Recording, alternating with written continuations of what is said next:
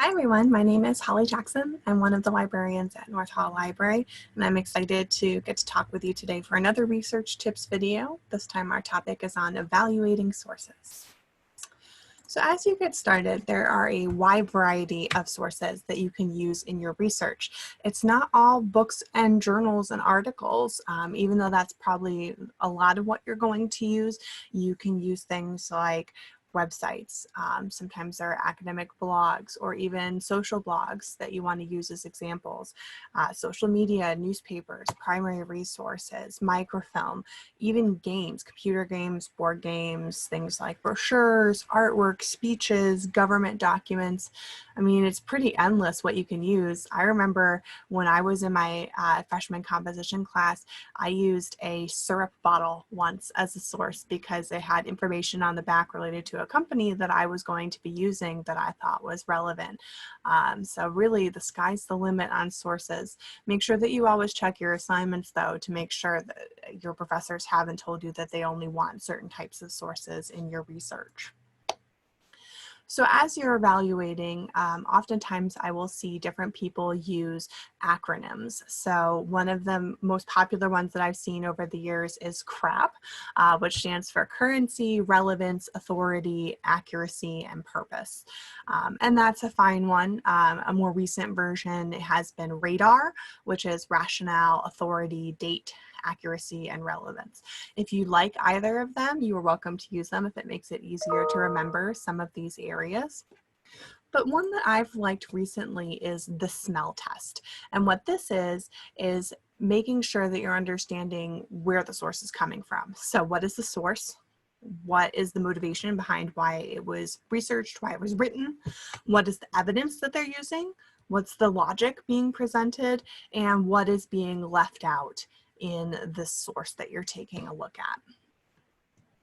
You also really want to take a look at the 6 big questions, right? Who, what, when, where, why, and how.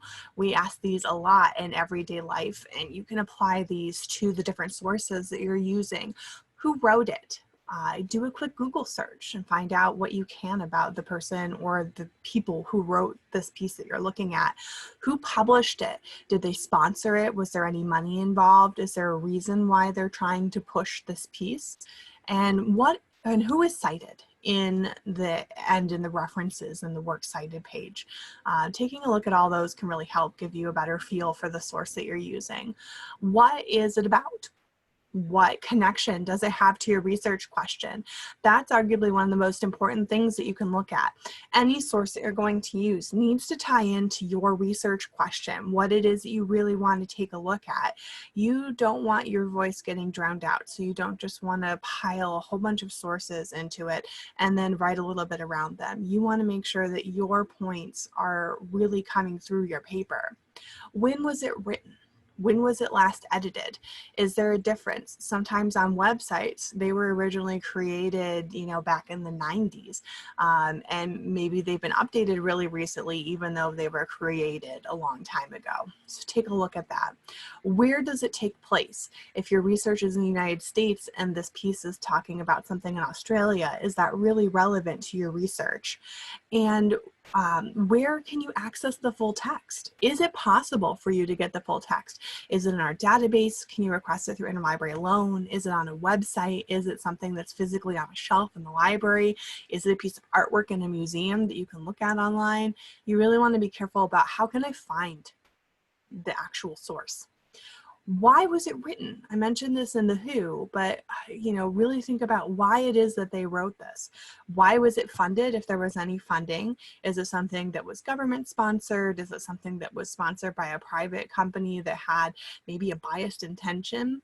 And why was it necessary? What's the reason that somebody wrote this, that they did the research, that they put this together? And then how did they do their research? How did they present their findings? Obviously, if this is something like a piece of art, you might not have some of these answers, but these questions in general are pretty good when you're looking at your books and your journals and your articles and you're actually written with words pieces.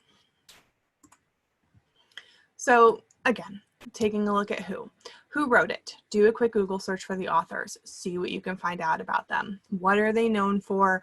What's their background? Who published it? Search for the publisher if you haven't heard of them before. Sometimes publishers have a good reputation. Sometimes they're brand new. Sometimes they're places that you don't really want to associate with, and you can find out why when you take a look at them. What else do they publish? Is this the only thing on that topic that they've published, or is this a field that they usually publish in? Who is cited? Is there a works cited page? If so, what types of sources are cited? And can you access any of these? Can you actually take a look at them? What is it about? Take a look at the abstract and get a sense for what the source is about.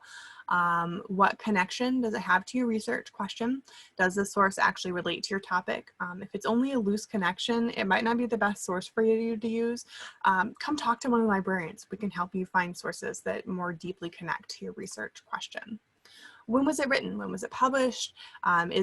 Is the research recent to the publication, or is it something that happened earlier and maybe it's gotten a delayed publish? When was it last edited? Where does it take place? Again, does it take place in the same place that your research is taking place in? Does this matter? Can you access the full text? Why was it written? Read the introduction to learn more about why it was written and really get a deeper understanding of that. Does it inform? Does it teach? Does it entertain? Does it persuade? Does it sell something?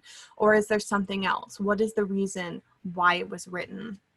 Why was it funded? If there was funding used, who sponsored it and why did they sponsor it?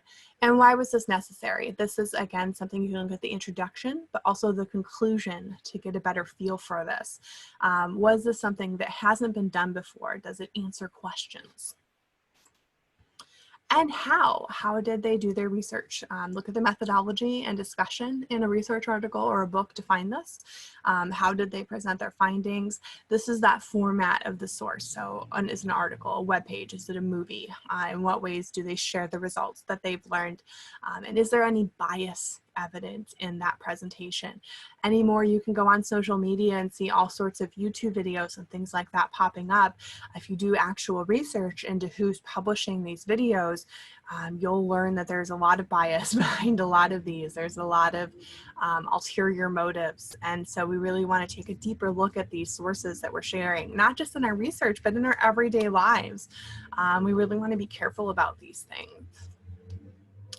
So when you're looking at websites and you're looking on Google, there's different types of domains on the web. And oftentimes when I ask people, well, how do you evaluate your sources? I get common things like, oh, I look at the author. I look at who they're citing. I look at, the date that it was published. And these are great. But one of the things I commonly hear is it a .edu, a .gov, or a .org? And in the past, .orgs were used by nonprofit organizations, and they were usually a little bit more trustworthy. But nowadays, anybody can go on and buy a .org. I could go on and buy a .org and make a fake website with it. You really want to be careful about that. .coms were originally used for for-profit business, but they're used for basically everything anymore. Nonprofits, schools, and individuals that have reputable sites use .coms sometimes. So not all .coms are going to be things you want to, ignore. .orgs were originally for nonprofit organizations that weren't under the umbrella of .edu, .gov, or .mil. But now it's unrestricted, and that means that anybody can get one. .net was originally for network infrastructures, a lot of businesses and things like that in there, but now they're unrestricted. .edu is for education, predominantly colleges and universities. Those are usually trustworthy, but again, use your judgment and evaluate it. .gov is for US government offices, and .mil is for US military branches. Something you're hearing about all the time anymore is fake news. So when we're looking at the media, you do want to make sure that you evaluate it for bias. Everybody has bias, there's just no way around it. We all have personal views and experiences that influence our thoughts and our writings. But you want to take a look at the information that you're getting and try and get towards the center. Or if you find something that's left-leaning, maybe see if there's something right-leaning to balance it. But there's several different charts like this that I have found that can be helpful to get a feel for where things lie. So this is from allsides.com. And then this next one is from Ad Fonte Media. And so you can see there's a scale. These have been updated. This media bias chart was most recently updated in June. But again, the people that put these together, you know, they're only looking at a handful of articles off these sites. So they're doing the best that they can, but just to get a feel for where things lie. Use fact checkers. And again, everything has bias, but fact checkers try very hard to remain as neutral as possible. And one way that you can try to make sure that you're doing the best you can with fact checking is to maybe take a look at 2 or 3 of these websites. If you check something on Snopes, maybe check it on PolitiFact or factcheck.org and see if it checks out across the board. And that way you've really done your due diligence and you're making sure that you've got the full picture. So if you're not 100% sure about one, double check it in another fact checker. There's several out there. These are just a few: PolitiFact, Snopes, factcheck.org, the Center for Responsive Politics, the Duke Reporters Lab, which is from the Stanford School of Public Policy. These are ones that I would recommend that you use to check things out.